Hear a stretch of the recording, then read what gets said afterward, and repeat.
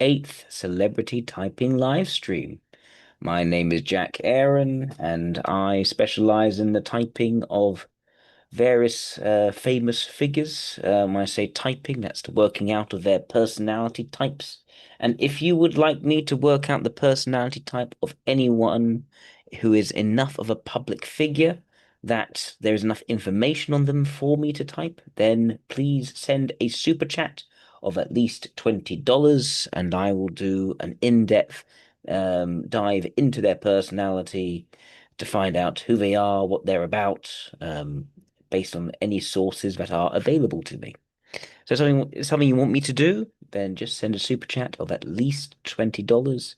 If someone does a super chat of more than $20, I'll prioritize them over those who only put $20, etc., etc. So yes, thank you very much. Those are the rules. So to begin with, I shall start with the suggestion from Isaac, which is for me to do Will Durant. Thank you very much, Isaac. Greatly appreciated. And just so everyone knows, Isaac's article is available now on the blog. I'm going to quickly link people to that so people can see um, what the blog is. Let's see if I can find it. It's not that one. Hang on a second. Need to work on the format for that. But I think here we go. Yes, Isaac did an analysis of Steve Ditko. So if you want to read Isaac's essay on Steve Ditko, simply go to worldsociologics.blogspot.com and it should be the top one there. Okay. If you want to read the article written so well by Isaac on Steve Ditko. But yes, let's crack on with Will Durant. Let's go to Wikipedia to look up Will Durant, see what he's about.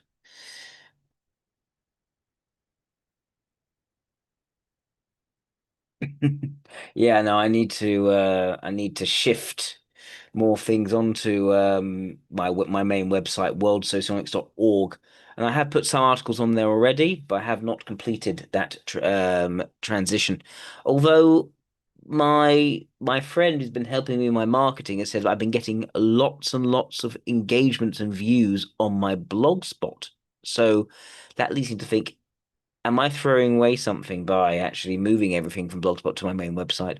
Or is it that there is a lot of engagement, or maybe it's just a bunch of bots and I just don't know. I really don't know right now if it's bots or if it's humans. I don't get much actual commenting on there, but it says I get lots and lots of views. So it might just be bots as far as I know. Oh, thank you, Pale Valkyrie. Want to type Brandon Flowers from the band The Killers? Sure. Excellent. Let's do that after Will Durant.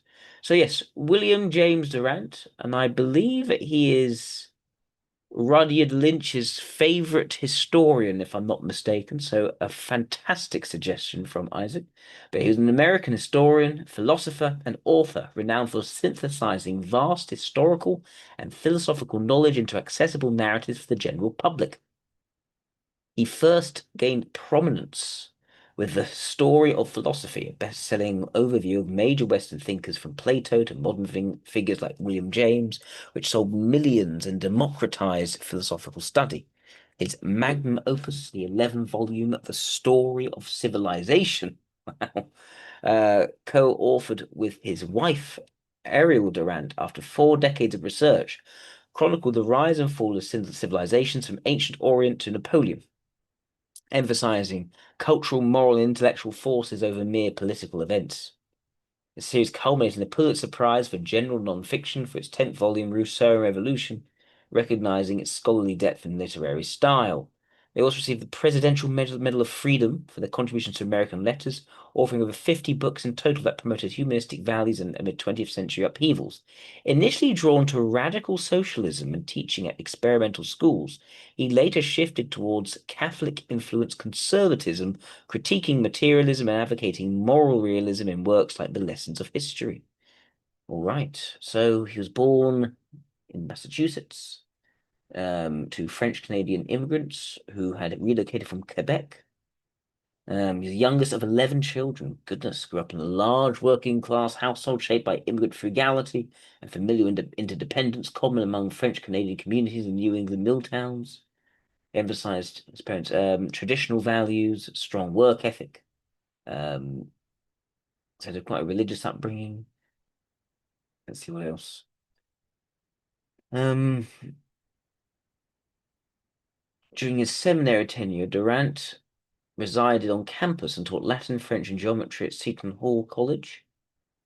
He also served as librarian, and the seminary routine was rigorous. Seminaries rose at 5 a.m. for mass before breakfast and classes, manual labor, observed science during meals, participated in recreations such as handball and baseball, studied until 9 p.m. Those first years happy, called Seton Hall a paradise amidst shaded walks and fields. Praised his fellow seminarians as fine men. Um, had no sexual desires or fantasies during this period due to exhaustion. After 2 years, his exposure to works like Baruch Spinoza's ethics eroded his faith. Which is funny because Baruch Spinoza was definitely believed in God, so he wasn't an atheist, but it created irreconcilable tensions between Catholic doctrine and emerging socialist and skeptical views. He experienced no mystical confirmation of belief. He departed seminary in 1911, resuming lay teaching duties until the semester's end. As he relinquished faith in heaven, he redirected his zeal towards a socialist utopia, expressing enduring affection for Seton Hall and crediting Mooney as his greatest incentive to live an honorable life. Hang on, I've missed something about this. Okay, so he's influenced by his mother's aspirations and encouragement of parish priest Monsignor James Mooney. He entered the Immaculate Conception Seminary at Seton Hall University with the interest of becoming a priest while secretly planning to advance socialist ideals from within the church. He had reflected the decision as an act of hypocrisy, generosity, idealism, and egotism. After completing his early education in Seton Hall College, no, we already said that, I think. He recognized and inherited his seminary ambitions, particularly studying the ethics, given skepticism towards religious authority, and probably abandoned priestly training, which was viewed as incompatible with his emerging radical and intellectual inclinations. Then we to New York City, where he took a teaching position at the Fairer Modern School, a secular institution emphasizing progressive education free from religious constraints, further distancing him from ecclesiastical paths. He then completed a PhD in philosophy, with his dissertation on philosophy and the social problem, arguing philosophy's direct application to social issues like economic inequality, reflecting his rejection of theology in favor of pragmatic, evidence-based inquiry, influenced by Dewey's instrumentalism. This degree positioned him for roles in extension teaching and lecturing, solidifying his career in higher education outside religious institutions. So I'm already getting the sense that this is a person who is very caught up with ideas, very caught up with ideas, um, and the logical coherence of those ideas, and someone who then has to act based on what he perceives to be contradictions between what he's doing and what he actually believes. Um, and sort of being caught in theology and then being drawn more to philosophy and wanting to advance leftist ideals at the same time, but later turning his back on that. So someone who is open to change in his viewpoint, but is still quite structural in his viewpoint at any given point. He began his teaching career. Um, let's see what else. He instructed students in Latin, French, English, and geometry. Um, he transitioned to the Fair Modern School, an experimental progressive institution. It's about anarchist educational principles, emphasizing student autonomy over rote learning. He says a teacher and brief as a principal there. Quite an idealistic person, you could say. So he seemed to like a certain amount of freedom as well. He followed his resignation from Ferrer to marry Ariel Kaufman. He sustained himself through independent lecturing on philosophy and related topics, often for modest fees of $5 to $10 per session. Not very interested in getting rich, basically. He directed and lectured at the Labour Temple School, an adult education initiative, where he delivered courses in philosophy and history to working class audiences. It's marked a shift towards public intellectual engagement rather than formal academia. His later career emphasized writing of institutional teaching, though he received an invitation around 1944 from Harvard professor William Ernest Hocking to lecture on philosophy or history. No records confirm he accepted a formal position there. His lecturing evolved into broader public addresses and media appearances, but without sustained academic appointments. Hmm. So he liked the sort of public engagement as well.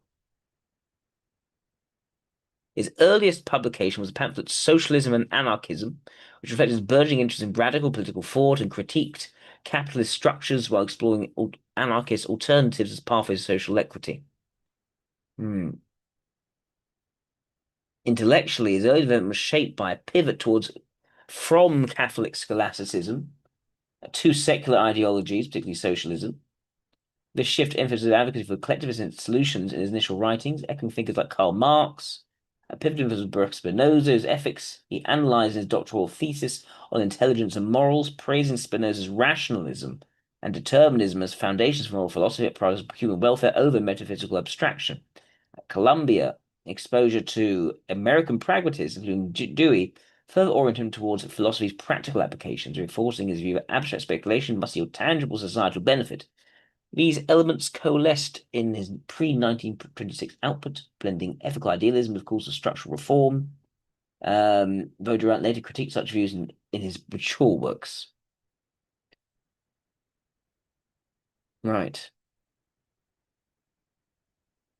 So what are his main contributions? A story of philosophy is his initial foray into popularizing complex intellectual history for general audience. His narrative prioritizes accessibility, arguing that understanding philosophers requires grasping their blood and sap, or the vital force of the personalities and eras, rather than abstract summaries alone. His chapter on Plato explores the ethical and political dilemmas of a republic within the backdrop of Athenian democracy's decline, while the treatment of Aristotle highlights empirical science's foundations amid Hellenistic fragmentation. Later sections critique Spinoza's pantheism as a rational escape from religious strife, and Nietzsche's will to power as a response to 19th century nihilism. And moved on to the story of civilization. This is basically his grand opus. It has 11 volumes. Humongous. Seems quite France focused, though, I must say. Um, Primarily focusing on Western development from ancient Eastern origins to the Napoleonic era. Um, it synthesizes vast historical scholarship into a narrative emphasizing economic, political, cultural, and moral forces shaping societies. He wanted to produce a comprehensive yet accessible history. So, another thing, bringing it all together into one story that everyone can access. Initially planned in 5 parts, but expanded as research progressed. Ariel contributed extensively to research, note-taking, and editing, particularly from the later volumes onward, where she received co-author credit across the series. They had a couple of immersed themselves in libraries, reading over 10,000 volumes, and reading annual progress reports in prefaces that detail methodology and challenges, such as balancing breadth with depth amid evolving historical interpretations.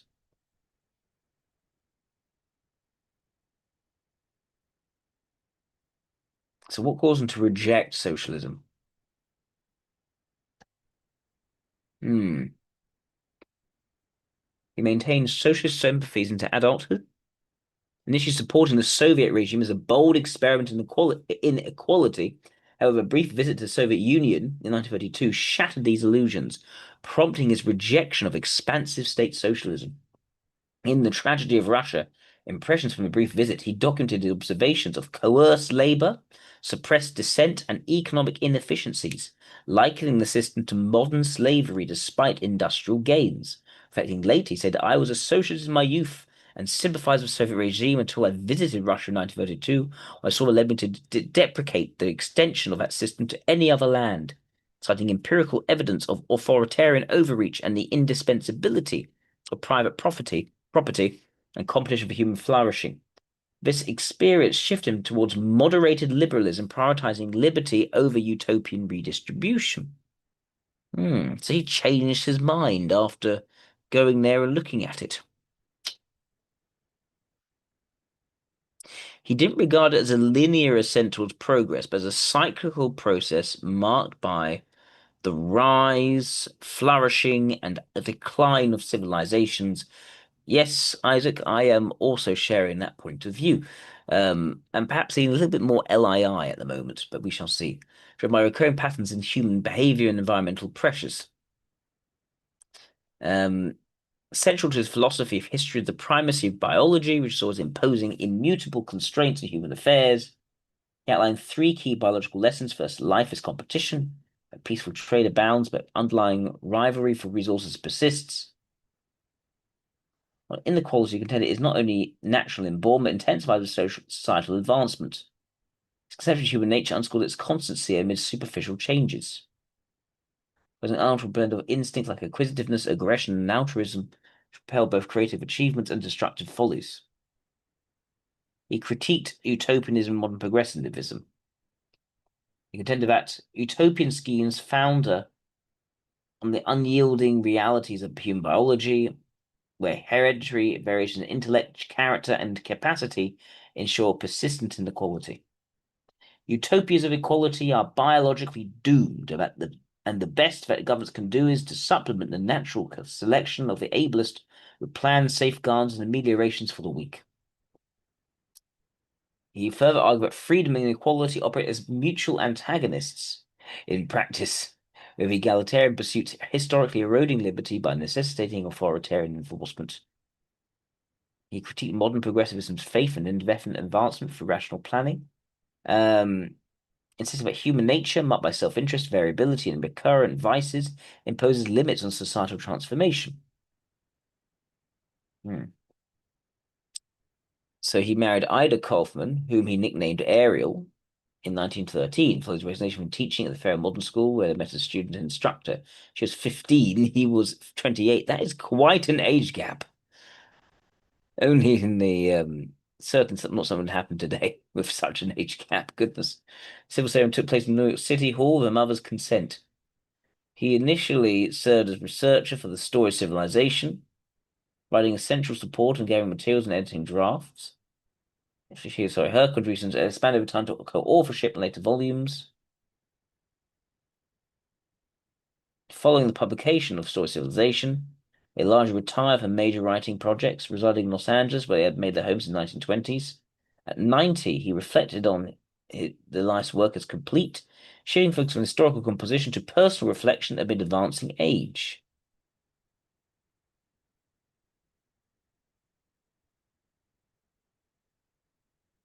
Wow. Okay. They died 2 weeks away from each other. Goodness.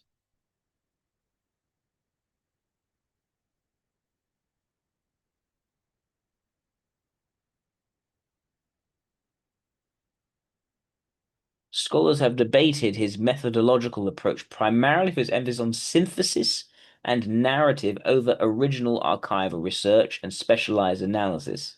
In the story of civilization, he and his wife relied extensively on secondary sources rather than primary documents, a choice they explicitly acknowledge in prefaces, such as in Rousseau and Revolution.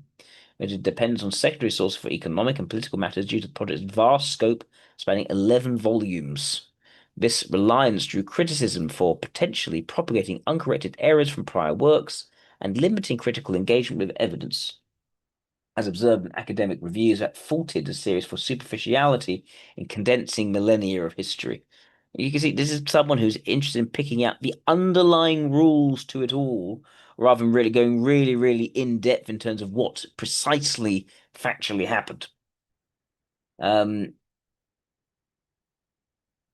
there's a strong sort of grand unification tendency here, but paired with a certain ability then to reflect, to change one's mind as well, rather than being stubbornly set in the particular viewpoint. His essentialist interpretation, such as fixed Oriental autocracy, or a preference for heroic leaders over democratic processes, reflected methodological biases, favoring philosophical moralizing over empirical rigor. Finkelstein contended that such views align with a racist framework where leaders mold history, undermining objective analysis. Seeing Paul Kern critiqued the series' peripatetic style as a chronological procession of events and figures lacking thematic depth, rendering it nearly unreadable by academic standards despite its accessibility. Defenders praise his vivid prose for illuminating cultural wholes neglected by specialized scholarship fixated on minutiae, positioning him as superior for general readers. His integration of philosophy, biology, and ethics into historiography prioritized causal explanations rooted in human nature over fragmented empiricism.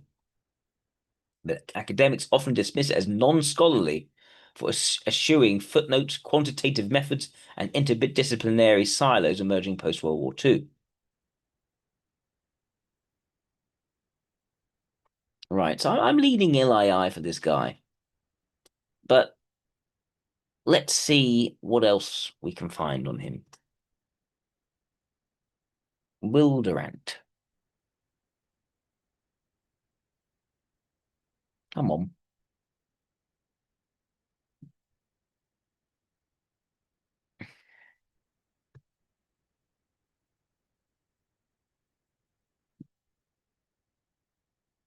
Is there an interview? Oh, let's see. This is both of them.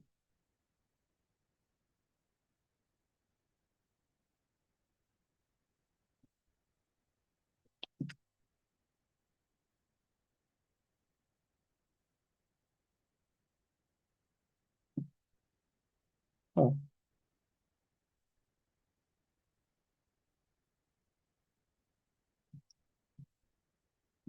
come on then.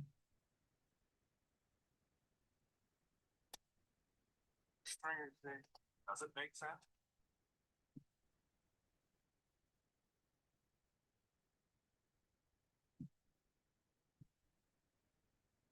Is it possible, after all, that history has no sense? Does it make sense? Well, a lot of people have thought that. Voltaire taught that history is the record of the crimes and absurdities of mankind. I thought that was a very unworthy definition.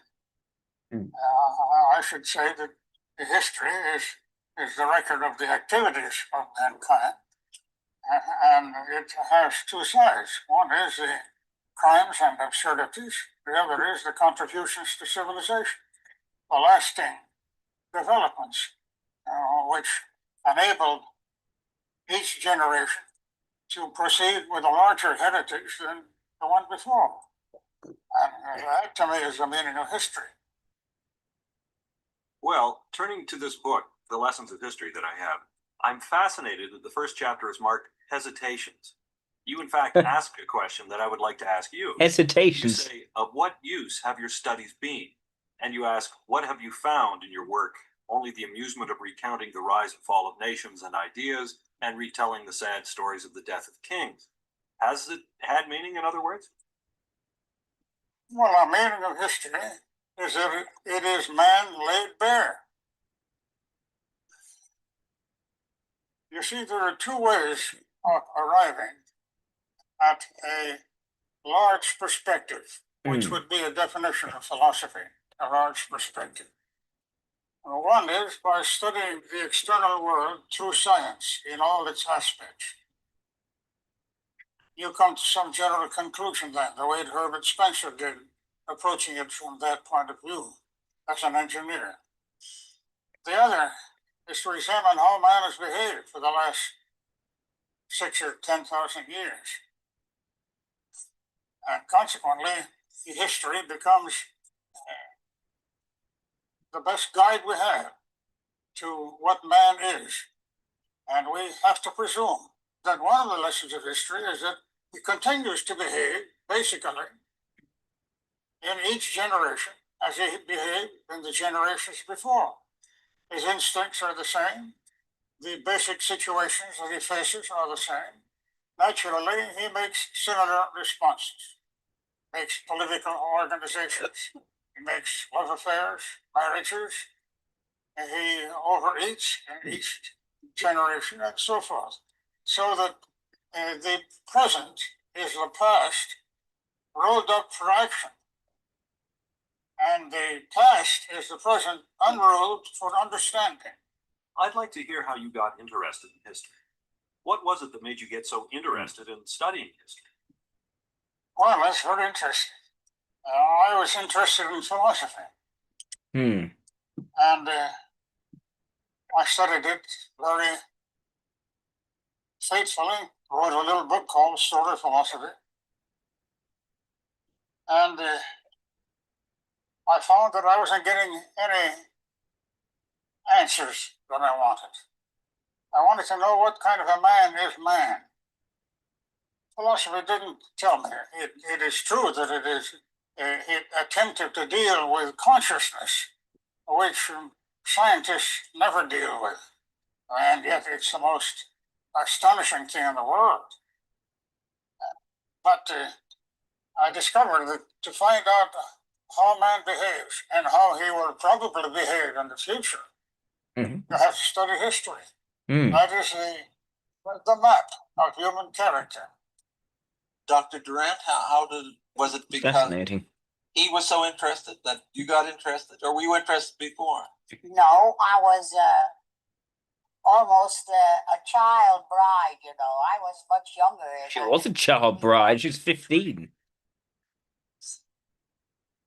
So that when he talked, I most attentively listened. I knew that that was the beginning of my education. But I couldn't take credit for any of his early opinions. I didn't help make them, and it was a hard enough task to understand them. It's her way of saying she is not responsible. Well, history has a double meaning. It can be the events of the past, or it can be the record of the past. And consequently, that double meaning is confuses very often. The record of the past can have a great deal of significance, but the events themselves have significance only if you approach them from a philosophical standpoint and ask the right questions. Otherwise, it will be just the same thing all over again. You also say history is a fragment of biology. Yes, well, because we are animals and living in conflict. Funny, sort of ties together the relationships between different disciplines like this. It's all part of a grand structure of knowledge that he's sort of building. Don't realize that from a biological standpoint, all the history of mankind is a very short chapter in the history of life. And that's a chapter in the history of the True. planet. You take Mars, currently no life on it, but it's had a history. You mentioned that the first biological lesson of history is that life is competition. That means our competition with the rest of the inhabitants of the earth? Yes, see, I reject the Marxian theory of history, that history is the history of the class war. That's only one part of the competitions of life. History is the activity of man in a struggle with other forms of life for the possibilities and gifts of the environment. And the competition is the basic law. Competition, as I put it once, is the trade of life as well as the life of trade. Right? Is there anything else in more around? Because that's quite a long interview. I want to see if there's anything perhaps a bit more visual as well. Huh.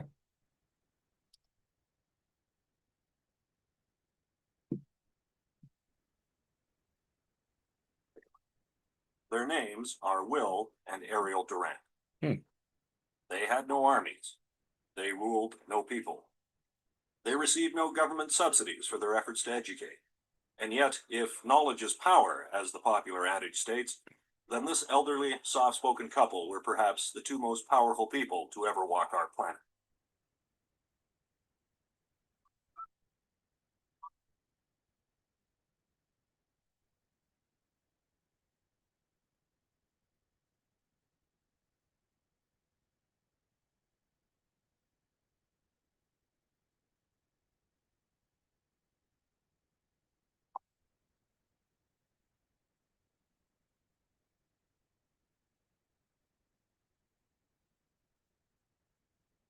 He was born William James Durant, so baptized by parents Joseph and Marie Durant, who had never heard of the pragmatic philosopher William James, on November 5th, 1885, in North Adams, Massachusetts.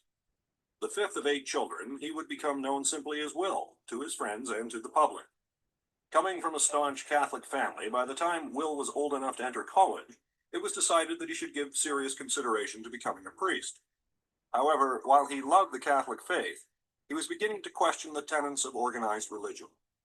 He began to read voraciously, and he began to feel sympathy for the average man and woman whom he saw as being exploited by big business.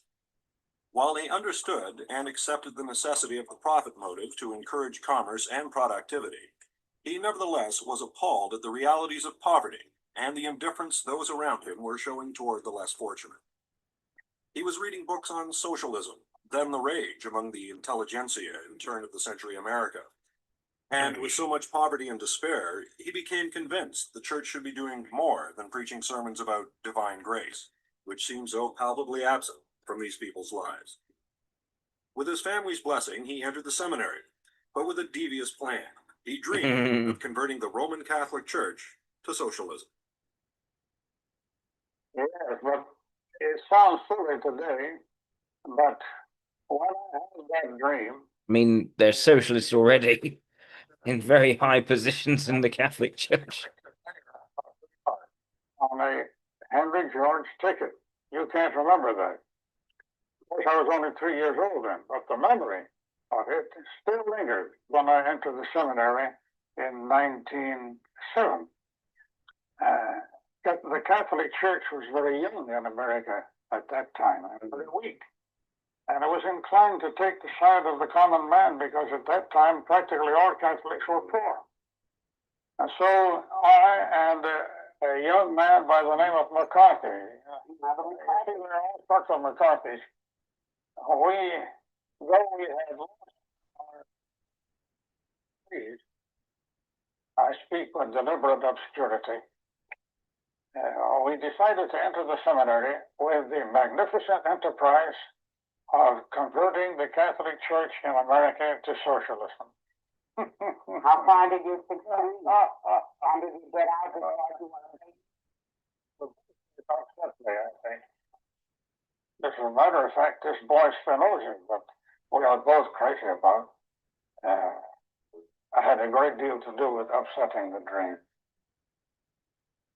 Baruch Spinoza, the only Jew before Karl Marx to dominate Western philosophy. Yes. Born in Amsterdam in 1632, he had an Orthodox Jewish upbringing and education, but because of his brilliant intellect, no Orthodox faith could contain his mind or its ideas. A genuine polymath, he would be expelled from the Jewish community at the age of 24, earn his living I as a also was lens polisher, particularly enthralled by Spinoza when I was doing philosophy at university. supreme theist in Western philosophy.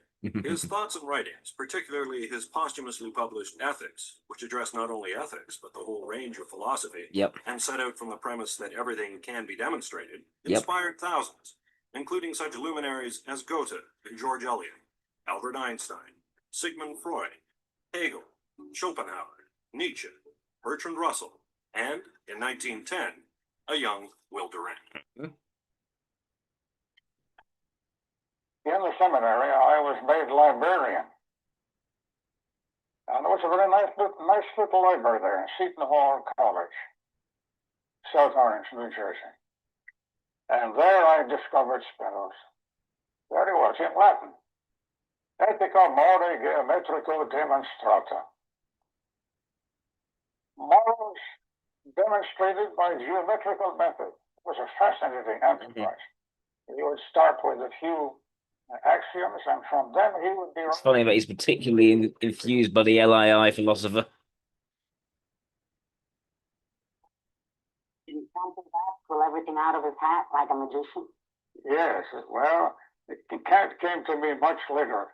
Anyway, I used to take that volume of Spinoza and put it under my book of theology when the president of the seminary was on his tour of our various cells.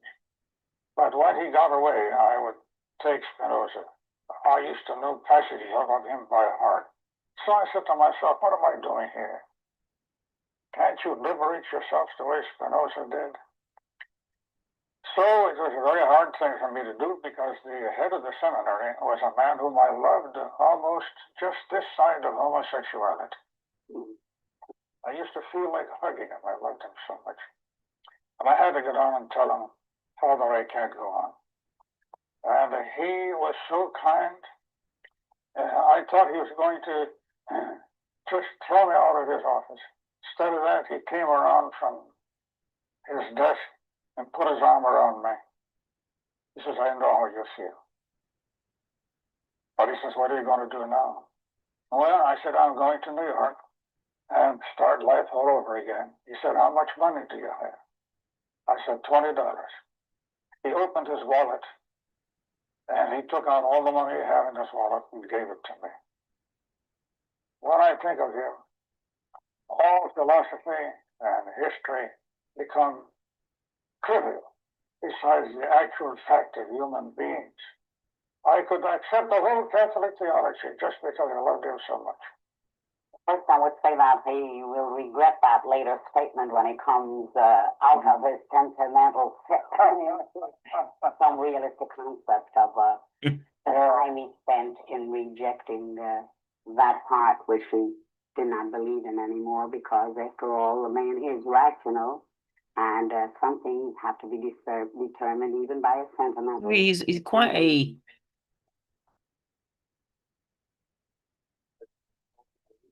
half a century of historical knowledge and research for his sentimental love, worthy as it is, but with one glorious individual. Excuse me, I expressed myself too briefly, which I do very seldom.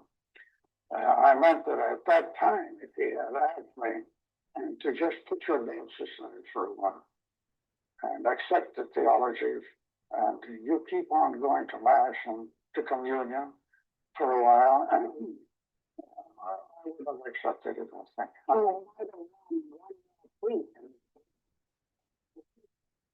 waited for you. No, he might have won one more year. Will Durant withdrew from the seminary in 1911, Yep. having lost his faith He's in quite a- organized religion, but retaining a profound respect for its utility, if not its necessity, in buttressing the moral So what code of he's- the organization.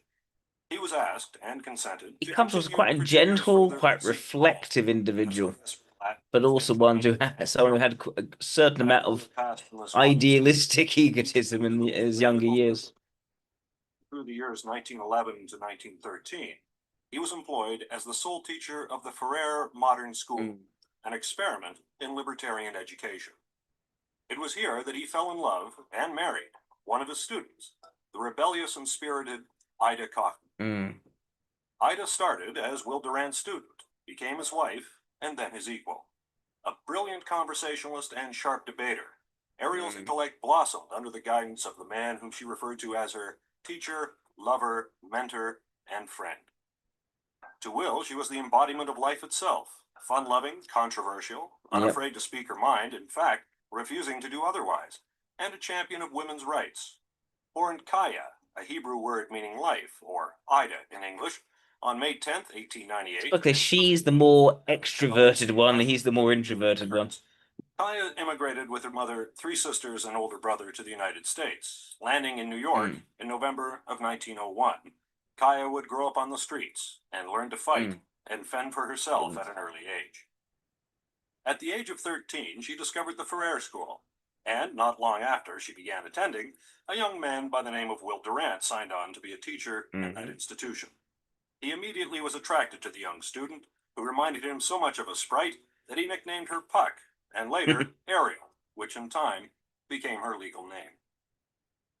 By the time she reached the age of 15, teacher and student had fallen in love. Realizing the potential problems that would attend such a student-teacher relationship, Durant resigned his position and spoke to Ariel's mother of their intention to marry. Despite some initial misgivings, Mrs. Kaufman gave her consent to the union and accompanied Will Durant to City Hall to witness the marriage. Ariel herself almost missed the service. She had opted to roller skate to the locale, and to everyone's relief, and after 1 or 2 falls en route, she arrived at City Hall, out of breath, but ready to start a new chapter in her life as a married woman. Many of the Durant's friends had their doubts about the relationship, believing that Ariel was too young and immature to make a good wife for the 15 young. is pretty young. Will, however, thought otherwise. She was mature enough to make a lovable wife, an entertaining wife, one that filled the room with vitality, as she still does. I wouldn't say she was an ideal wife. She didn't know how to He liked her vitality. He liked her joie de vivre, as it were.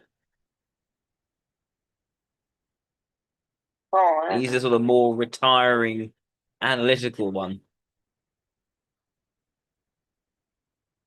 First, I'd like to say that Will was too generous to me as a bride wife and too hard on himself as a husband. It did not take him 40 years to become what he is today. That was almost evident to anybody who had eyes.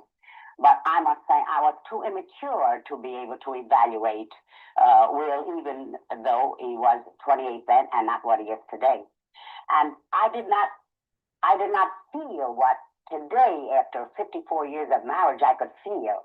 And not only all the attractions of a husband and a lover, but the deep companionship that has developed between us, so that we almost have one breath, one life, one interest. I did not feel that. I was very young and very silly. I had all this impetuous energy, which led me merely into a physical, sportive action.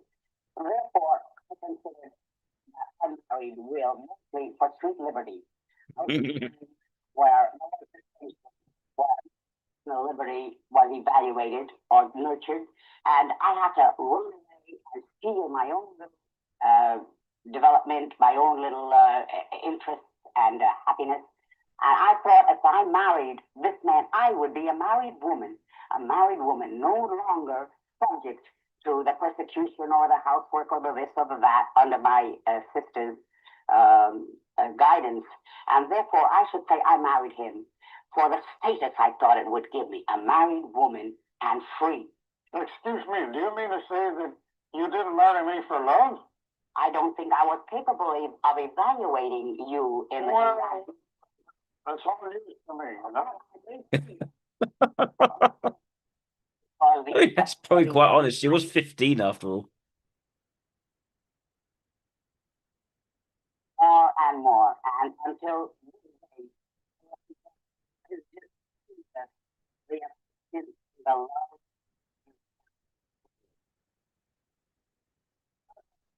an old of mine that the people of the 18th and earlier centuries were wise in feeling that the love that develops between a couple after marriage is more profound and basic than the love that leads persons to marriage. I think that's probably Because true. the second one, the premarital love, is due to a temporary physiological condition, whereas the second one is due to a community of interests and problems which endures, so that you may not have loved me before marriage, but I made you love me after marriage, didn't I? tremendously so. From 1913 to 1917, Will and Ariel attended classes at Columbia University, Will taking his graduate work, specializing in philosophy under Professors Woodbridge and the legendary American philosopher John Dewey. Will's PhD thesis, entitled Philosophy and the Social Problem, expanded on Dewey's pragmatic view of philosophy, arguing that philosophy should come out of the ivory tower and into the street, and concern itself more with social utility rather than with issues of epistemology. Will received the doctorate in philosophy in 1917. See, this is the thing. You could take that to mean it was about being pragmatic rather than being structural. But I don't think that's how he viewed it, given what else we've seen here. I think it's more about the desire for democratization, to make it more inclusive, to make it more involved in people's lives, rather than sort of ivory tower where it's floating above people and not involved in day-to-day life. I don't think it's actually a sort of pragmatic thing, because the key theme or pattern of his historiography has been about drawing out a unified grand narrative to cover all aspects of history that everyone can then access, as opposed to the highly specific but very factually accurate and competent reviews of history based on original sources and diving really deep into particular niche areas. So, yeah, I think it was more about almost democratizing the philosophy as opposed to making it more pragmatic. Taught philosophy at Columbia for half a year. Which again, I think is very much in line with Alpha values. Began to lecture on history, literature, biology, psychology, and philosophy at Labor Temple, 14th Street, Wow, 2nd whiteboard. Avenue, New York. Will prepared and delivered these lectures twice a week, every Sunday and Wednesday, for 13 years, and founded there the Labor Temple School, an institution established to provide education to immigrants and the poor who could not afford a college education. Ariel, in the meantime, had remained a restless spirit, and many was the night she felt isolated, looking at her young husband's back as he researched and wrote out the lectures he was to give that were the young couple's sole source of income. During the day, Ariel would be left at home alone, while Will attended college or gave his bi-weekly lectures. She ran away at least twice during these early years, but always called for Will to come and pick her up. I should say that for until we got the inspiration of thinking about the story of civilization, I was running away or hiding and coming back and doing it all over again, again and again, up to, I should say, 1921. Now, we married in 1913, so that you could say from 1913 to 1921, I was seeking avenues of escape from boredom.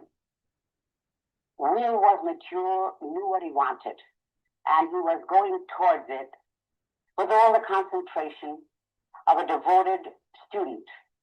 I was not up to that. I could not understand that. I saw his back most of the time while he was preparing for the lectures he would have to give for a livelihood.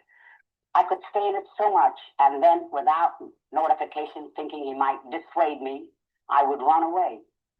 We lived in a tiny little hut, which was really built for summer only, but we lived there in the winter. And we could hear the ocean waves there from morning till about 6 at night. And I was very young and already married. But when we was away, there was no life but those rolling waves, and I had been studying Russian literature. For a melancholy, mad Russian like myself, Russian literature was just the worst thing that could have happened to me. And as I read these pessimistic concepts of life and the lower depths, I thought to myself, why should I evade the sufferings of mankind? I'll do something about it. From sheer boredom, I went to New York and I went into a police station and I stood before the judge and he said, "What is your offense?" I said, "Your Honor, I am reading the prison memoirs of an anarchist. And you don't treat these prisoners right. For one thing, they have no right to be in prison. They're just the same as you are. But you have the power over them, and you put them in prison. You don't even examine why, or what was their background, or what motivated them. Well, I want to suffer like they do, and I want a prison term." The judge looked at me and smiled. He said, "Would you mind being examined first?" I said, "No, Your Honor, I wouldn't mind. I know what I'm doing." In a few minutes, maybe a half hour, a gentleman came, a doctor, perhaps a psychiatrist, I wouldn't remember, or nor would I know how to identify him, and an ambulance with him. And I was asked to enter the ambulance. I did, and I was brought to Bellevue, the insane ward, where for 2 weeks you stay there. And once you get in there, all doors are barred. You can't get out. You can explain nothing to anybody. You're there for observation. I began to be really worried. I never told anybody where I was. I didn't know where I was going, and I didn't tell anybody what was in my mind. One day I stopped the doctor, and I said, "Doctor, you just passed up and down. And are you writing a report about all of us in here? And from your report and your in observation, so to speak, we are going to be condemned for life. In certain areas, maybe forever insane." He says, "I just have to take a look, and I know everything." He says, "You, for instance, you're suffering from," and then he mentioned a tremendously big name, which meant nothing to me. And I said, "You know about me by just having passed up and down the South for a few days?" "Of course," I said, "I look insane. I look like everybody else, and some of them may be. But anyway, since that's the way you go about it, permit me one right. If I write a letter, will it be delivered? He says, yes. He says, you go ahead and write that letter. I said, he said, who do you want to write to? I said, I want to write to my husband.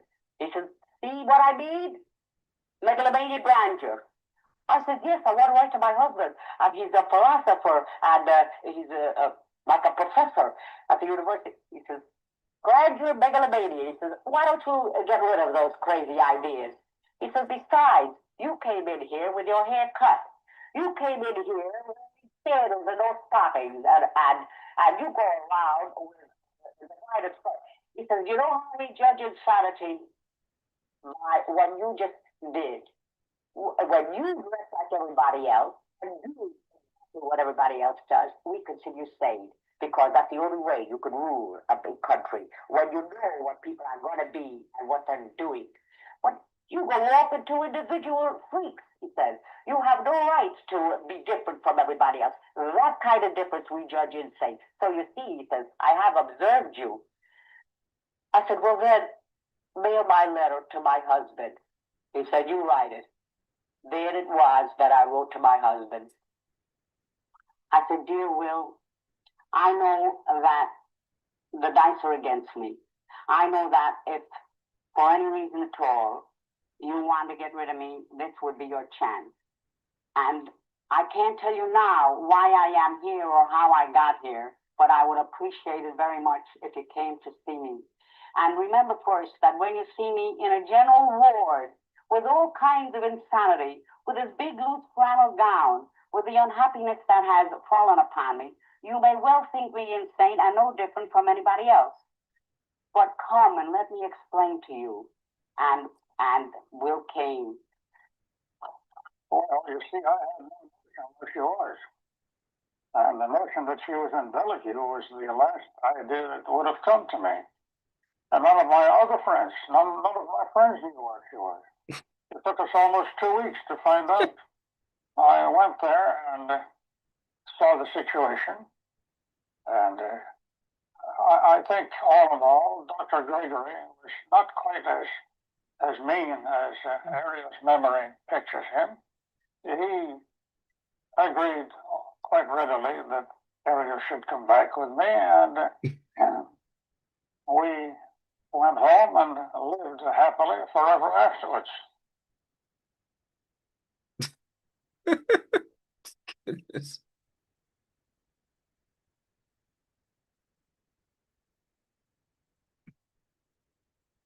What a passionate individual. He giving a lecture his at wife. Labor Temple that he would cross paths with a man who would Mm. change the course of both he and Ariel's life. Ariel's friend, Helen and Julius, who later became famous for his little blue books in Girard County, had been told by Ariel about these lectures. And one day he happened to be passing by Labor Temple where I was to speak at 5 o'clock. And I think it was 20 minutes to 5. But he saw this sign, Durant will lecture on Plato at 5 o'clock. It must have been quite a doubt in his mind. Well, I wait 20 minutes for this gamble. Maybe it's absolutely nonsense. But he waited 20 minutes, and then he liked the lecture. And he came up and asked me to write it out as a little blue book. And I gave him a foolish answer. I said, it takes me 3 days every week to prepare this lecture, and 3 days every week to prepare the other one that I give on Wednesday. I really haven't time to write the thing out now. He says, you must take the time. I'll pay you in advance. Here's a check for $150. Well, I was overwhelmed, you know. You might put it again, but my whole career was determined by my greed for a few pennies. So I said, all right, I'll try it. Well, he liked it. And he asked for another one and sent a check in advance. So I wrote him one on Aristotle. He asked for another. And so it went on until I'd come down to Nietzsche and Herbert Spencer and Bertrand Russell. And I still didn't think I had a book. I had 11 booklets. But my sister, who was just then beginning Simon & Schuster, read the little blue books. And he called us up, he called Ariel up, I think, if I wasn't there, and said he wanted to publish these little blue books as a volume.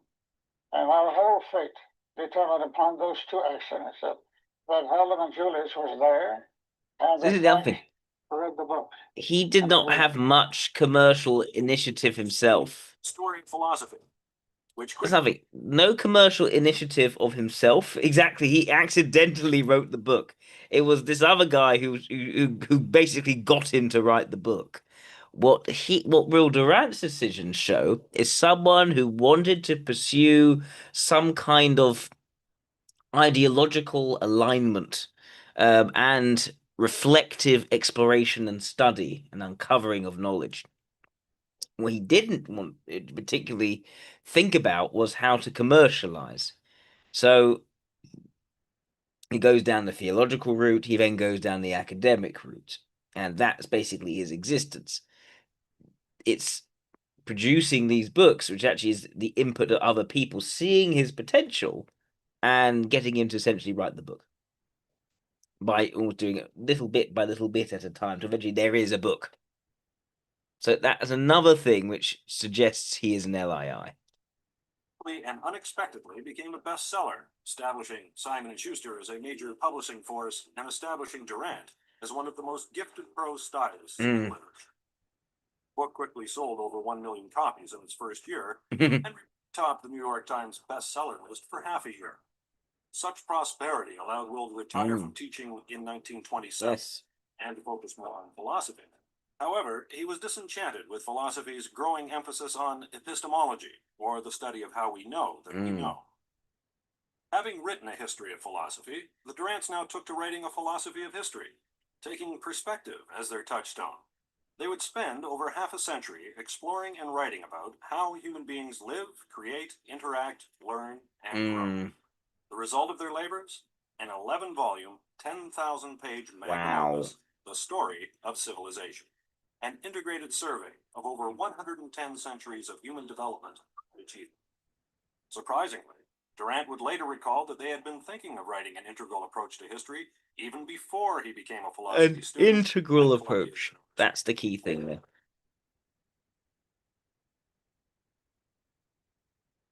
It's almost a systemic structure across history. Said, why shouldn't I go on and try to complete that job? I came across it the other day, gathering and coordinating material for an autobiography. I think way back in 1916, I have a slip saying, why not write a history of integral character, all aspects of a civilization together. All the aspects of a civilization together. That is so alpha NT. All the aspects together. Integral. That is the NE and the TI together. Integral history. With the support of introverted intuition, of course. But that's not the focus. The focus is the NE and the TI. Right. I think we've seen enough to conclude he is very, very likely to be an LII. So thank you very much, Isaac, for that. And maybe we'll throw in a little extra bonus there for Ariel Durant. I'm getting the sense of someone who is very articulate, quite impulsive, quite emotive, but also intelligent. And I'm maybe an ESC. I don't know yet. Maybe an EIE, potentially. Again, I'm not entirely sure at this moment in time. Could even be IE. But I think a high extroverted ethics type is relatively likely. Might look more into it at this point, but some sort of extroverted ethical type. And also one that's quite articulate as well. Okay. So let's move on to Brandon Flowers from the Killers. All right. Brandon Flowers.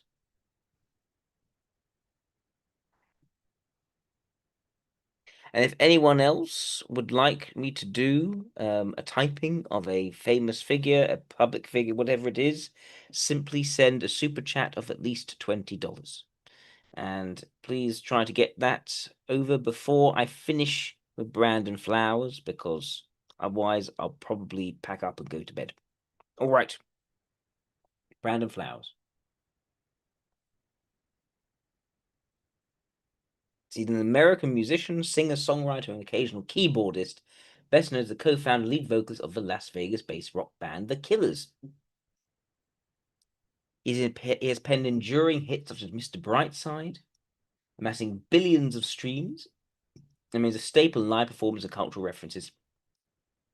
2 decades after its release, The Killers have achieved commercial success with multiple UK #1 albums and Grammy nominations, selling over 28 million records worldwide. Why is it so popular in the UK? Even though he's American, but debuting at #1 in the music chart, creating his influence from new wave and heartland rock. A devout member of the Church of Jesus Christ of Latter-day Saints since childhood, he's publicly affirmed his Mormonist faith, crediting it for personal discipline, including lifelong sobriety and family priorities as a husband and father of 4. Okay, so we now have a musician who has not been on the drugs. That's a refreshing thing. Let's see. It's amazing what Mormonism can achieve. Was born in Henderson, Nevada, the youngest of 6 children, born to a middle-class family of Mormons. It's 1 older brother, Shane, and 4 older sisters. An industrious household amid challenges, including generational pattern of alcohol addiction. Spent his initial childhood in Henderson to age 8.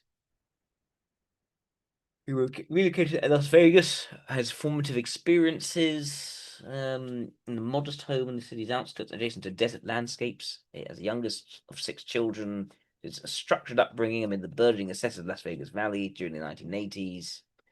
And at age 9, he relocated to Utah, prompting Flowers to spend his early adolescence in a rural Mormon community.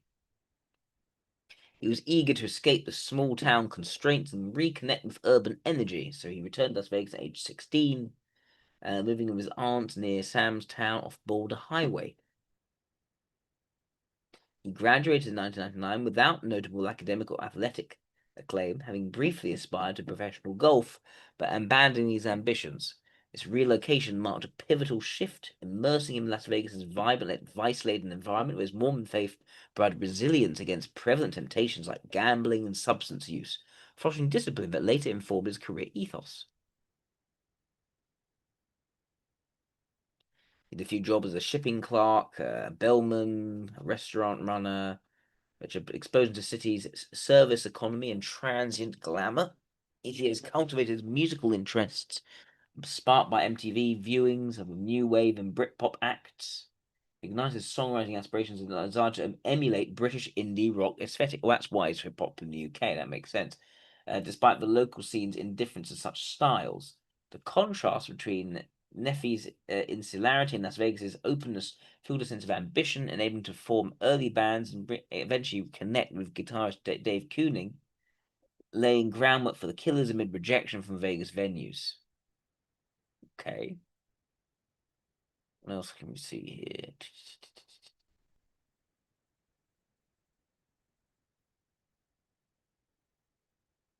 His parents converted to Mormonism. Okay. So he says his religious commitment by abstaining from alcohol and other rock and roll habits. He described fasting, abstaining from food, as encouraged by the church as a challenge of ethical practice he undertakes.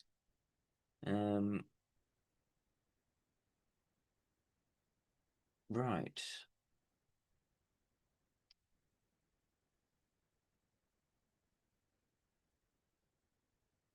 So despite the sort of Republican tendency of Mormons, he maintained his neutrality in the US elections. He was critical of Mitt Romney. Right, what else? He's offended artists with controversial political stances. That Morrissey remains still the king and unparalleled and achieved despite his support for the far right, for Britain Party, and related views. During a Killers concert, he invited a Russian fan on stage and praised the audience's unity amid regional tensions, into boos from the crowd, accusations of insensitivity towards Russia's invasion of Georgia. He had to clarify the movement as an impossible situation to kind de-escalation to avoid violence. These incidents highlight the occasional forays in geopolitics, often reactive rather than programmatic. His influences come from rock, new wave, electronic artists, with British American acts prominently shaping songwriting, vocal phrasing, thematic approach.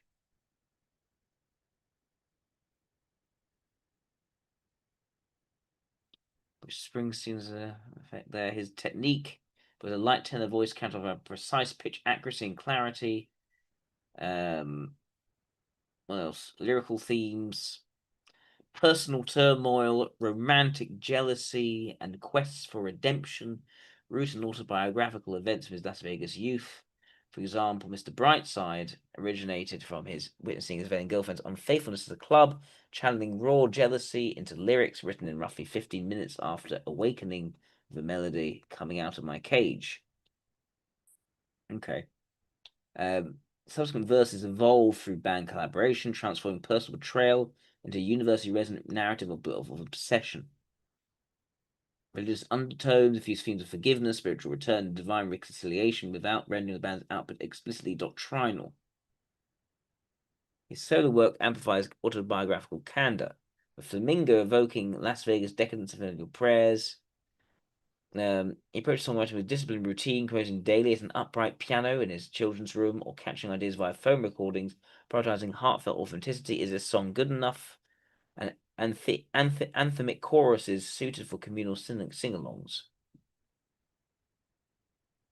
He viewed it as his duty to honor rock's songwriting lineage, absorbing structure and influence like Depeche Mode, or infusing personal stakes.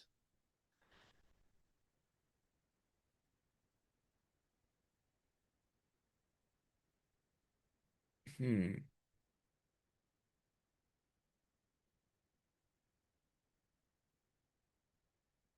Hmm.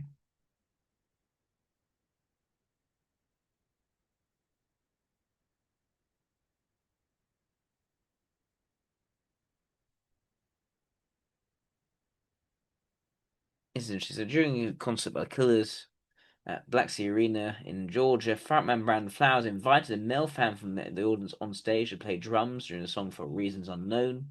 The fan was Russian and was met with boos and whistles from the crowd, feeling heightened anti-Russian sentiments.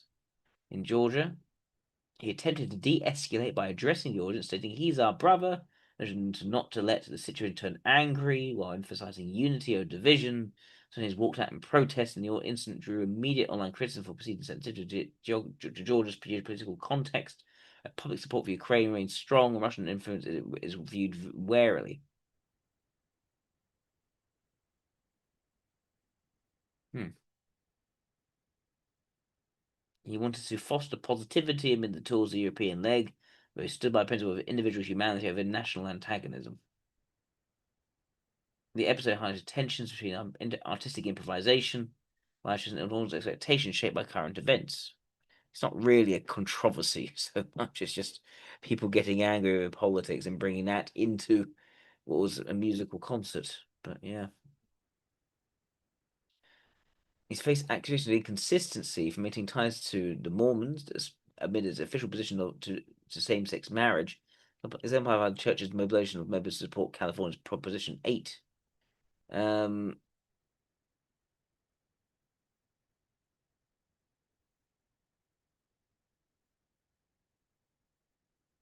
So why does he face accusations of inconsistency? Although he stated in interviews that around that time he held a liberal position on gay rights, critics in LGBT next modern circles argue this does not suffice, viewing his continued affiliation as a tacit endorsement of institutional stance they deem discriminatory.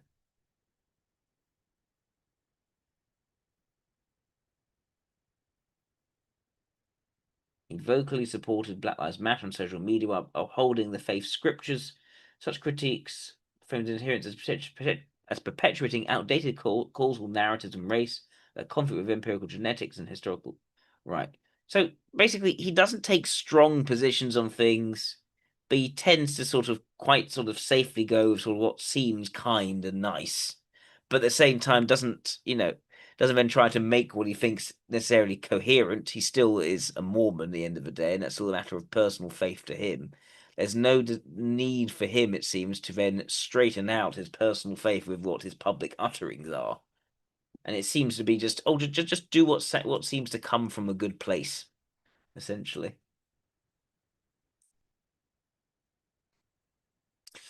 So yeah, I agree with Isaac, but this seems quite Delta, and I'm leaning more EII at the moment. We shall see. Brandon Flowers. Let's see an interview. Let's say that out of Delta, I'm thinking EII at this moment.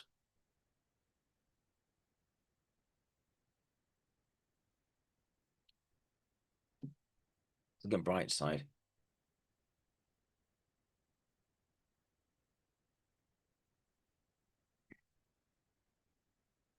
Make it brief, because otherwise it'll make it'll take the video down. Not careful. So only maybe a few seconds.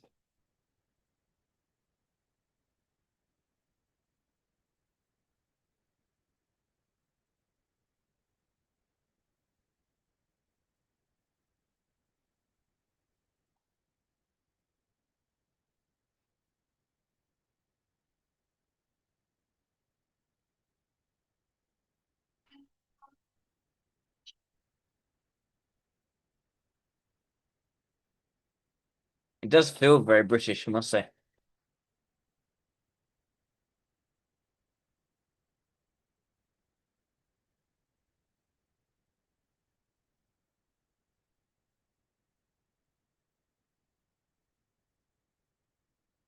Right. Okay, so you get the idea. Right.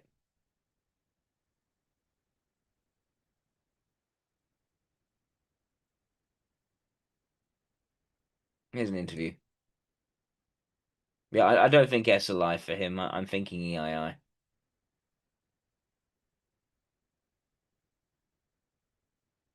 It took the sort of comfort, the welcoming arms of England to sort of start the ball rolling. Play, and then we wouldn't get record deals. There happened to be a guy from England at one of the showcases. Oh, he sounds like a Mormon. Have you noticed that they're Mormon? There's a certain accent which seems to be quite consistent with Mormons. And he took the demo back with him to the UK and gave it to his buddy Van Derling, who worked at Lizard King.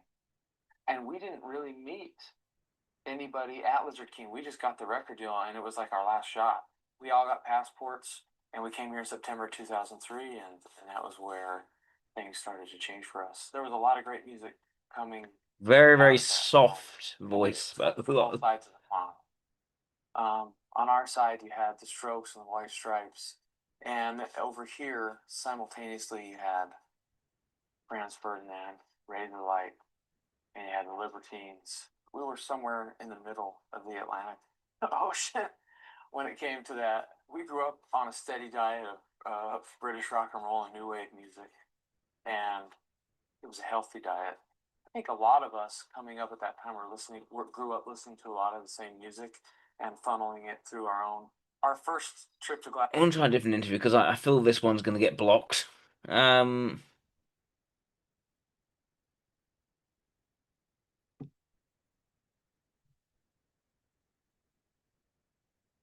Here's one front out John from Ross. Interesting.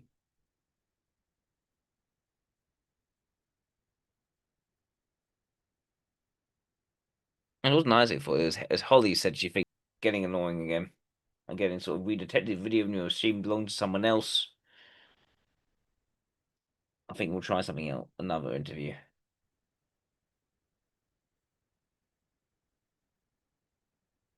It's very cautious. You know what? I want to see the one with Richard Dawkins. Where is that? That's there. Yeah. So that's been bloody. It's been temporarily blocked. For goodness' sake! Right, I'll come out of it. Right.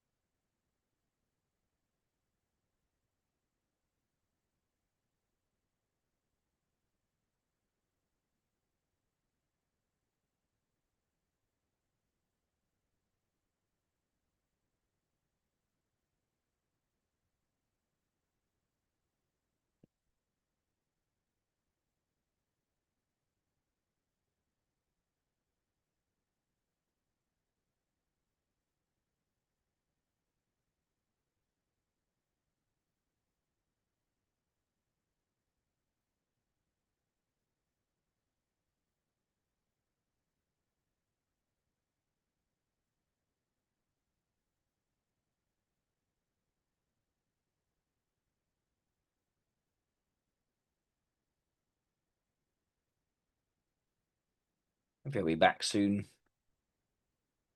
Come on.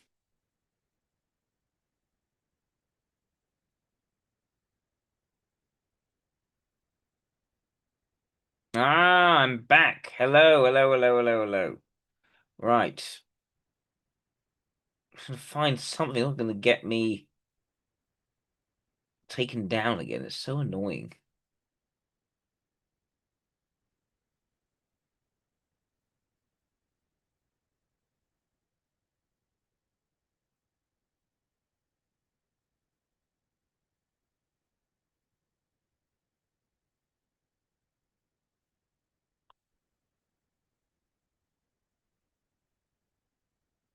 Hmm.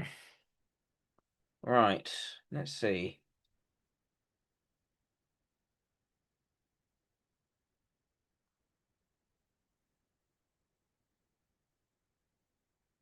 I'm gonna try this maybe.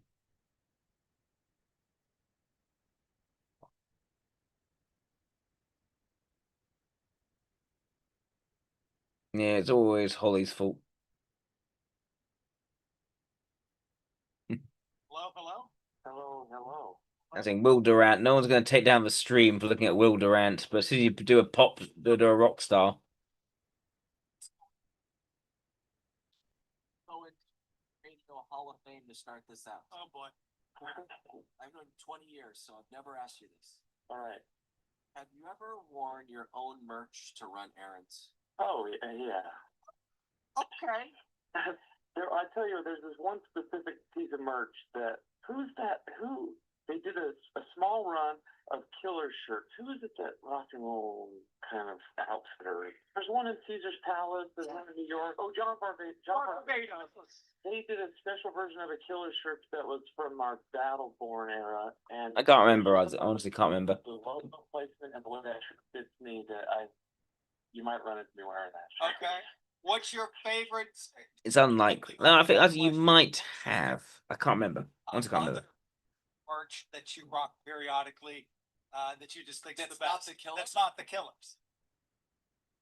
Well, and I used to have a great collection of things. I had a great Depeche Mode shirt that was from the singles tour. We did the singles tour from '86 to it was like '86 to '98. The singles, and I saw that tour, and I wore. What else there is? I had a really cool vintage Smith shirt from the Hatful Hollow. So yeah, I don't know. That's some pretty cool shirts. I wore a Smith's shirt yesterday to our job site here. Brandon, speaking of merch, well, one more on merch. Is it okay to wear the band's merch that you're gonna go see play that night? Ooh, good question. Not sure if you have, Isaac. That doesn't bother me at all. I know that. I know they say it's obvious. Let's see what else there is. It's just.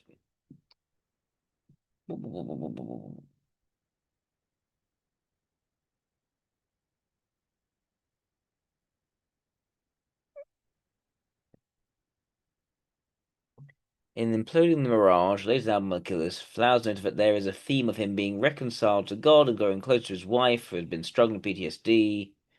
That said, the album artwork was a source of inspiration for lyrics and music. The piece depicts a desert landscape with a man and a woman hovering in the air, their bodies seamlessly a part of the clouds. So to look at it and see Heavenly Father, Heavenly Mother, and on days I look at it and see the potential for me and my wife. That was where a lot of content on the record sprouted from, sort of correlation between that and for us becoming those two people on the cover of the album. That was all sort of intertwined. His family's Come, Follow Me studies of the New Testament also influenced his writing, which is particularly evident in Fire and Bone. When you get to that point of the son returning, this touches your heart, and I think we all see ourselves in the prodigal son, albeit at some point it's just such a beautiful image. This is very, very sort of emotive, not really rationale giving, so much as how it makes him feel. Plays up the song, My God, the celebration of his wife overcoming her trials. So the heavens are open, and the Heavenly Father knows us and loves us. The first word of restoration was spoken by God was Joseph. You know, that's so cool. The implications of that are so beautiful. He knows us. I describe it as a prayer. You really can really hear. We talk about becoming like. It's also it's very sentiment driven. It's very religiously driven. It's very wholesome. Hmm. This. Look back in silence. Nothing is sacred. Why? Where did the battle break? Happened before your time. Now people that only I know. Baby, look at stars. What else can we see?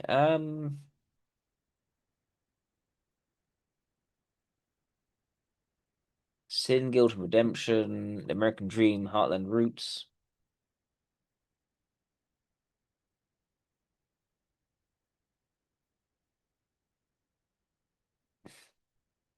The glittering yet hollow facade of ambition. So there's a point of critique for him as well. Existentialism, midlife crisis. Entering his 40s, began exploring existential dread, aging, and anhedonia, inability to feel pleasure. The collected tracks spanning records like Battleborn, Imploding the Mirage, map his internal conflict with his own mortality and the endurance required to keep moving forward when motivation wanes. So again, it's all about sort of a personal sort of soul journey, reflecting on one's attitudes, one's intentions, one's goodness, one's sins, one's redemption, all that sort of thing.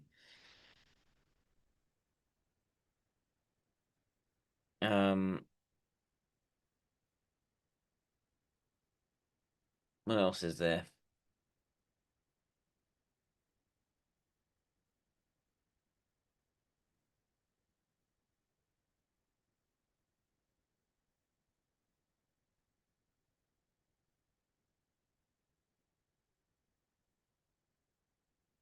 He's always felt uncomfortable with the term artist and what it can do to a young man's psyche.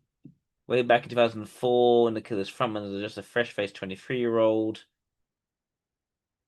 So the androgynous bedfellows were next. It was that one word that made him feel all kinds of inadequate.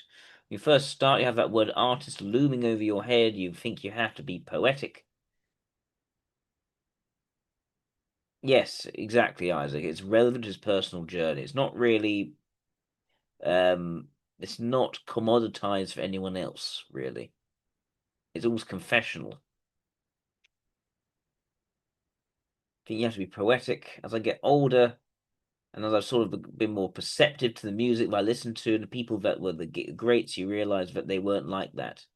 In a very sophisticated club room, 33-year-old sits on the couch looking casually disheveled, his hair has been combed just with just a swipe of his hand, jeans and a hooded sweatshirt. It's a high-end sweatshirt. Still a sweatshirt, looking at the still very much baby-faced Flowers. It's hard to believe he's a decade in his career, but sometimes has a hard time believing it himself.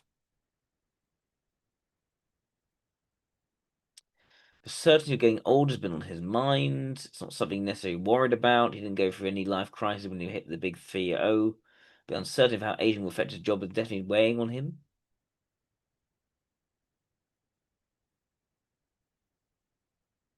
I'm trying to cater to young people because they're listening to the radio. I'm just really trying to make stuff that I want to make that reflects where I'm at now. I never pretended to not be married or have 3 kids. It was leaned into his very non-rock star persona as a devout family man, appearing for video in Mormon church alongside his wife and kids, and how religion and family save him for pitfalls of success. As he gets older, he says he wants to double down on that image and make music for adults, a group he sees an untapped market. Back in the 70s and 80s, people making music for people who wanted to hear more mature themes of marriage or parenthood failure. Not one of those previously mentioned areas. I think it was more acceptable in the past to make music about where you were in your life. It's a strange time now you don't hear a lot of that. It makes me wonder what adults are listening to.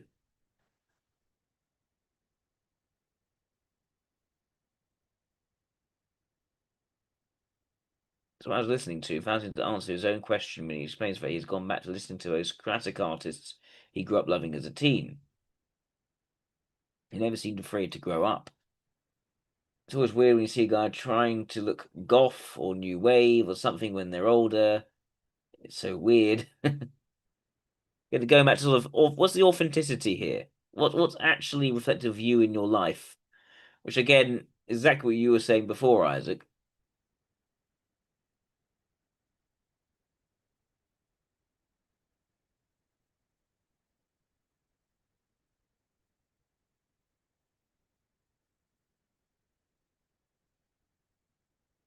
Hmm.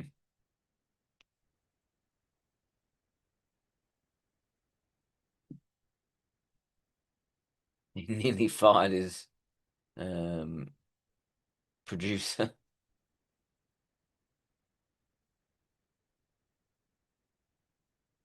Hmm.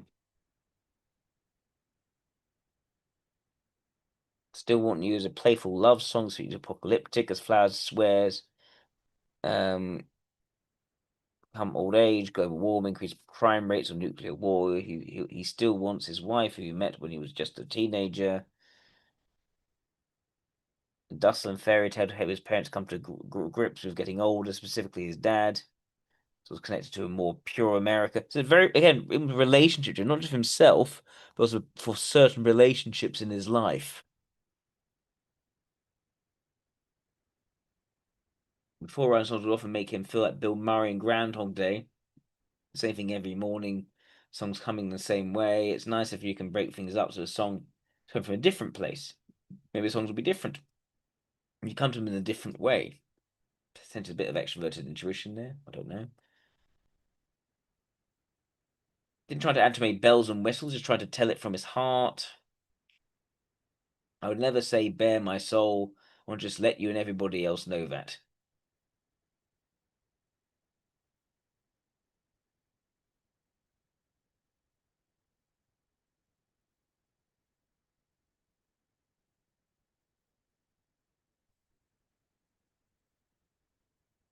Confidence, sorry, why he lyrics shoot this album the first for him.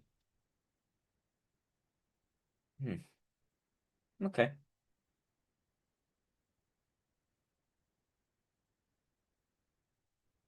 There's this one as well from 11 years ago. I have a knack for pop.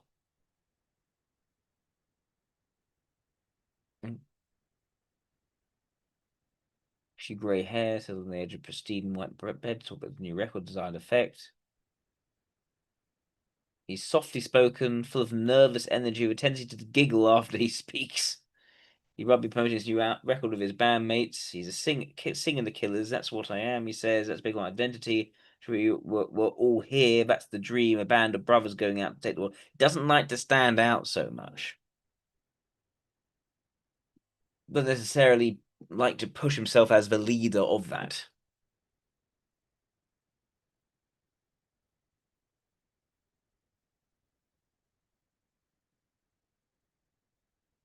Do you know people want to be a pop star? No, he replies. Sometimes you want to be more macho and you want the word rock next to your name, but I'm not ashamed of anything. I love pop music. I have a knack for it.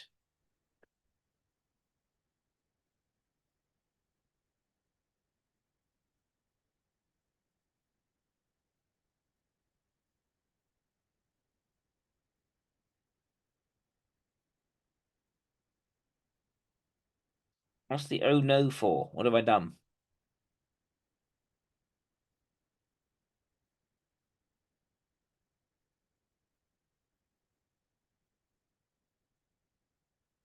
Hmm. A fraction of life singing, chasing every does what I was born to do. I really wanted to represent men in this song. The pressure that's placed on you to provide, lead your family. Don't have to worry about that. You're not far removed from people that do.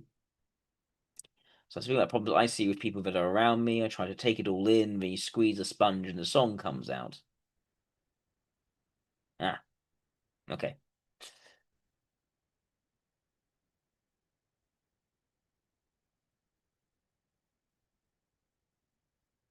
Spends his days raising his 3 children, cooking barbecues, and doing the school run.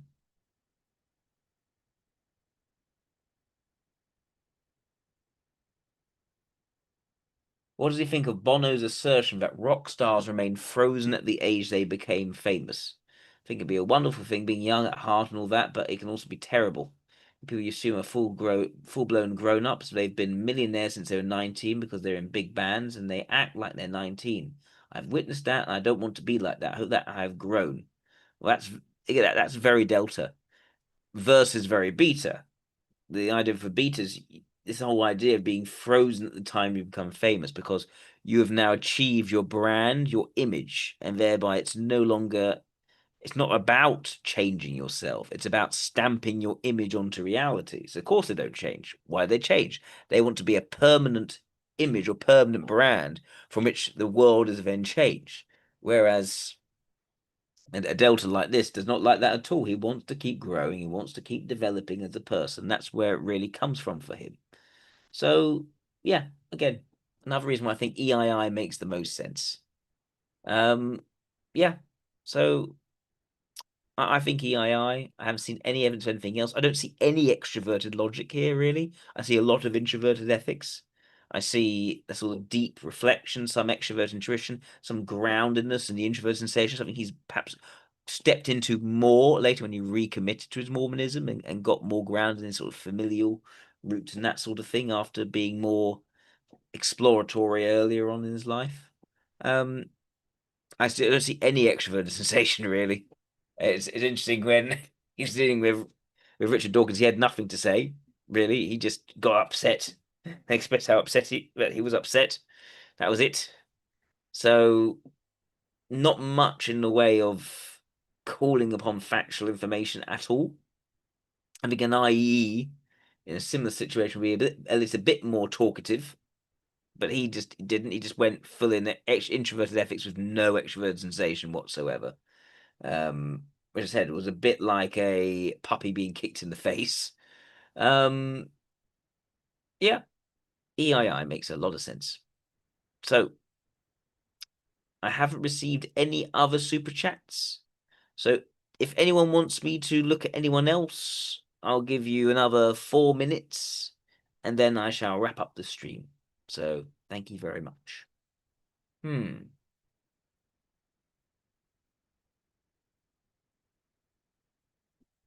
right. Let's see what else I can see just while we're waiting for these 4 minutes. See if anyone else wants me to to type another person. All right. So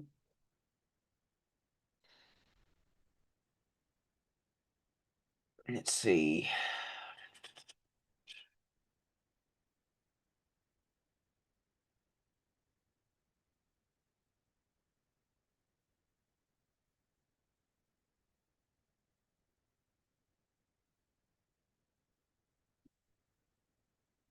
Oh, this is the Mormon video. My name's Brandon Flowers. I make music and sing songs. I've always loved music, and it was a part of my life. It was like every other teenager. I cranked up cassettes in the car, and I sang along, but I never thought I'm going to be on the other side. We've been so lucky with the success we've had. So many people come to see us play, and it's become kind of a celebration. By the end of the show, they seem to be, everybody seems to be a foot off the ground. one of the cliches when you're growing up, you get it kind of pounded into your head about how you need to have a job that you love, and for the most part, it's a really difficult thing for people to find a career that they really love, and it's a dream come true for me to have my job be this. I didn't think it was possible. Ooh.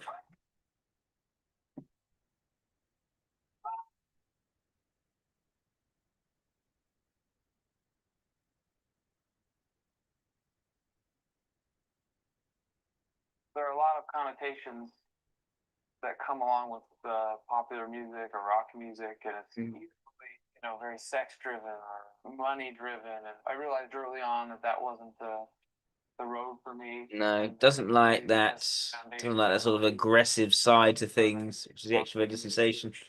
The materialistic different road. aspect.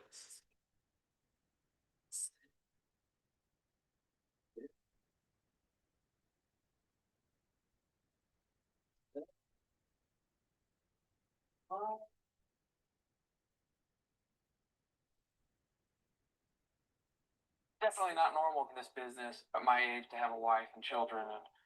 But I guess for me, it all ties back to my roots and the example set from my parents. I think they were married for 44 years, and there was always a happiness in my home, and that's what I want.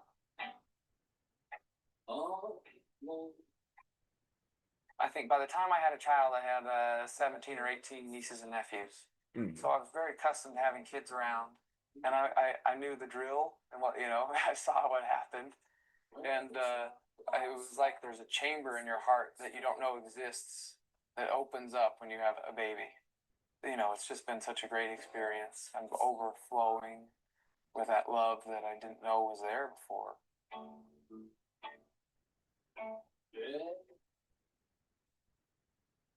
It's hard booking tours. I get an argument that every now and then with our booking agent. If you put this out on the road too long, come home and Ammon's gonna, hey Dad, I don't want to miss out on things.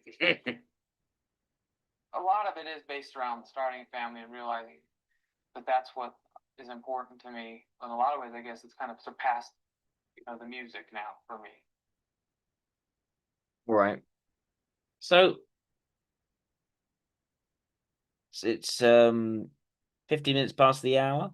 So thank you for your super chats. Greatly appreciated.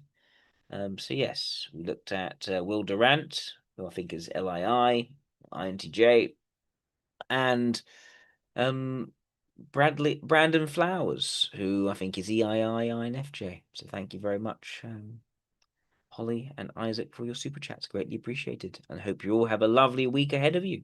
Take care now. Bye-bye.